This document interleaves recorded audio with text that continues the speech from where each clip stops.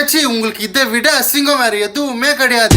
மக்களே இன்னைக்கு சாண்ட்ராவை ரம்யா வேற லெவல்ல எக்ஸ்போஸ் பண்ணிருக்காங்க. வீடியோ பார்த்துட்டு வாங்க. விஷயம் அவங்க என்கிட்ட சொல்லல. ரம்யா கிட்ட ஃபோன் பண்ணி பிரஜன் சொல்லியிருக்காரு பணப்பட்டி எடுன்னு. ஆனா ரம்யா வந்து ஃபோன் பண்ணி உடனே கனி கிட்ட சொன்ன உடனே கனி வந்து சொல்லியிருக்காங்க சொல்லிடாத உள்ள போய் அவங்க கிட்ட. ரம்யா எப்போ உள்ள போற நீ? ரம்யா நான் உங்கள்கிட்ட அக்கா கிட்ட சாண்ட்ரா கிட்ட மணி பாக்ஸ் எடுக்க சொன்னல, நீ அதை சொல்ல வேணாம், அப்படியே விட்டுரு, டீலில் விட்டுரு, எதுவுமே சொல்லாத. உனக்கு கொடுத்த டாஸ்க்கை மட்டும் நீ பண்ணிக்கோ சரியா?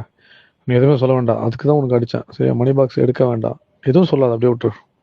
அவங்களே கேம் ஆடிக்கிட்டோம். வீடியோ பார்க்கறதுக்கு முன்னாடி சப்ஸ்கிரைப் பண்ணிக்கோங்க, இல்ல நிறைய வீடியோ மிஸ் பண்ணிடுவீங்க. மக்களே உங்க ஹஸ்பண்ட் பிரஜின் தான் ரம்யா ஜோக்கு தெளிவா ஆடியோ அமைச்சிருக்காரு. சாண்ட்ராவை மணி பாக்ஸ் எடுக்க வேணான்னு சொல்லுன்னு. இவங்க என்னங்க வெளியில வந்து இவ்வளவு பச்சையா போய் பேசிட்டு இருக்காங்க. இவங்களுக்கு என்னதான் ஆச்சு? ஐயோ இவங்க சரியான பைத்தியம் இல்ல, சரியாகாத பைத்தியம் போலயே.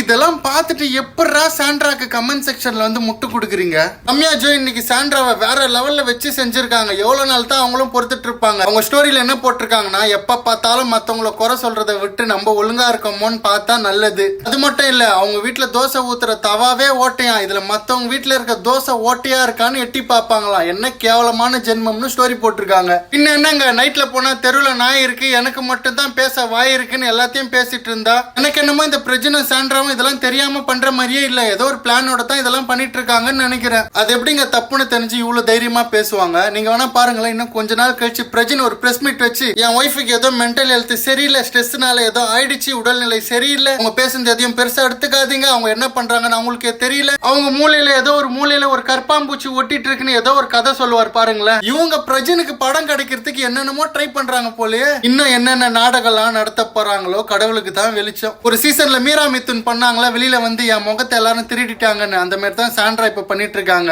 இவங்களை கண்டுக்காம விடுறது தான் நம்மளுக்கு நல்லது. எனக்கு என்ன வருத்தம்னா, இப்படி பேசி பேசி உண்மையாவே பைத்தியமாயிட போறீங்க. உங்களை நம்பி 2 குழந்தைங்க இருக்கு, பார்த்து இருங்க. திரு பிரஜின் அவர்களே, உங்க மனைவியை இப்படிலாம் பேச வச்சு ஃபேம் வாங்கி வாய்ப்பு வாங்குறதுலாம் ரொம்ப தப்பு, பாத்துக்குங்க. உடம்பு சரியில்லைன்னா எலுமிச்சை பழத்தை தலையில தேப்பாங்க. நீங்க இப்படிலாம் பண்ணிட்டு இருந்தா உங்க படத்தை மக்கள் எப்படி பாப்பாங்க? மக்களே இப்ப நீங்க சொல்லுங்க, பிரஜனும் சாண்ட்ராவும் இதெல்லாம் தெரிஞ்சு பண்றாங்களா இல்ல தெரியாம பண்றாங்களா? கமெண்ட் பண்ணுங்க, பார்த்து தெரிஞ்சுக்கிறேன்.